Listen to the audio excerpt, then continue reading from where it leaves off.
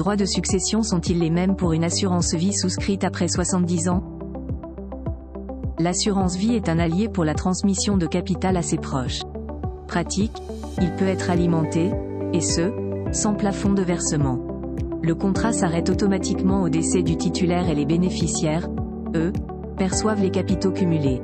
Mais, qu'en est-il des droits de succession pour un produit ouvert après 70 ans? Réponse dans cette vidéo.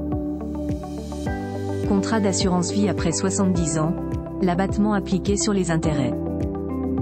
Il est important de souligner que la fiscalité en termes de succession varie généralement selon l'âge du titulaire à l'ouverture du contrat. Concrètement, si vous avez souscrit une assurance vie avant vos 70 ans, l'abattement peut aller jusqu'à 152 500 € des capitaux pour chaque bénéficiaire. En revanche, si les sommes cumulées sont inférieures à 700 000 €, dans ce cas, une taxe de 20% est appliquée. Au-delà, le pourcentage s'élève jusqu'à 31,25%. Si vous avez toutefois effectué des versements seulement après l'âge pivot, les intérêts seront exonérés de taxation. Cette fois-ci, l'abattement est de 32 500 € pour tous les bénéficiaires. Si le seuil est dépassé, ce sera la taxe aux droits de succession qui entre en vigueur. Elle peut varier selon le lien qu'il y a entre le titulaire et ses bénéficiaires. Quelles sont les exceptions à ne pas négliger? Il existe néanmoins une exception pour le partenaire de Pacs ou le conjoint survivant qui profite d'une exonération totale. Et ce, quel que soit le fonds transmis. Et qu'en est-il des frères et sœurs?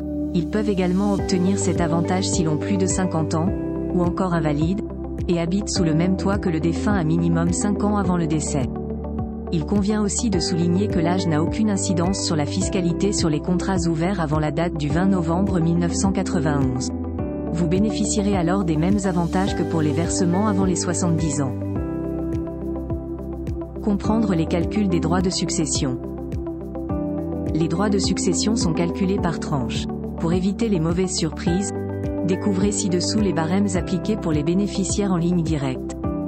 Sur une tranche inférieure à 8 072 €, par exemple, ils s'élèvent à 5%. Entre 8 072 à 12 109 €, ils arrivent à hauteur de 10%. 12 109 à 15 932 €, les barèmes atteignent les 15% contre 20% pour une tranche entre 15 932 à 552 324 €. 552 324 à 902 838 € égale 30%. 902 838 à 1 805 677 €, le pourcentage est de 40% et au-delà de cette somme, le pourcentage est de 45%. Vous pouvez alors vous référer à ces chiffres pour calculer la somme qui revient de droit aux bénéficiaires. À noter que si vous voulez continuer à épargner après vos 70 ans, n'hésitez pas à souscrire un nouveau contrat.